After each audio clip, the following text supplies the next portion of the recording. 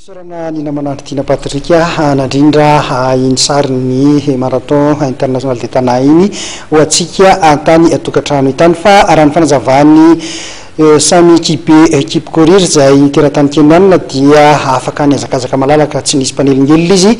ka azay mandrombany inlarana voalohany hitany ihany koa lesoka teo amin'ny mpiazakazaka malagasy ny tsy fisiny ny firaisakina loatra satria dia samy nakao azy ny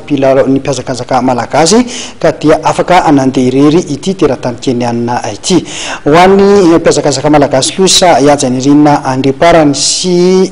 avy any Itsirabe zany sy Jean de la Croix dia nambarany fa mila fanohanana ny atleta malagasy mila andresy ireny teratany vahiny ireny tsika eo amin'ity marathon ity satria araka nambaran'izy ireo dia karazany ny miantena ihany izy ireo amin'ny fanomanana kanefa dia ahadygoavana no atrehana amina lalao lehibe toy izao. Dinarina zany mba hitondra raha amin'asa dia angataka zany amin'ny resaka fanampiana ny atleta hitako hoe tsy ampy le fanampiana zany le motivation zany sahirana le atletatsika malagasy manao an'le performance hautevavina no zareo hoe efa tombony ho anazy zany le hoe nanany zay ny hitako hoe sahirana tsy zany atlery tsisy olona afaky niaraka anazy zany anao an'le iny taktika am'le course zany dia hitako hoe sahirana zany ohatran'ny afinafina tany any ane ihaja fa fulgence zay d'agent de la Croix manentsika azy tao rythme zany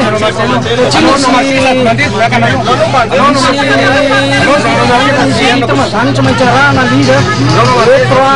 3 minutes 25 secondes par mille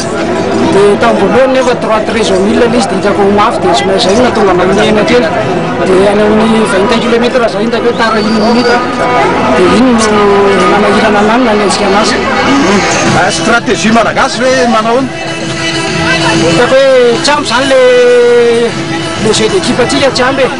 satria na dia individuel ary le zany le course misy équipe travaillena ihany eo anatin'izy amin'le fitazomana amin'le rythme rehefa mandeha eny ary amin'ny saona le fotoana vitany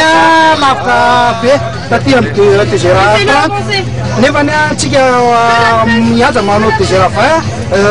tsy tokony zaka ihany be le course efa hitako anazy zany tokony zaka fa eo amin'le nteneniko tiany hoe le motivation an'le atleta zany sahirana rery satria miady rery préparation tsy sponsor fa hoe za rery manao an'le préparation zany dia eto moa zany mba hisorana manokana zany ny ministère ny volanindamba namelana malalaka nanao an'le préparation angatahana zany le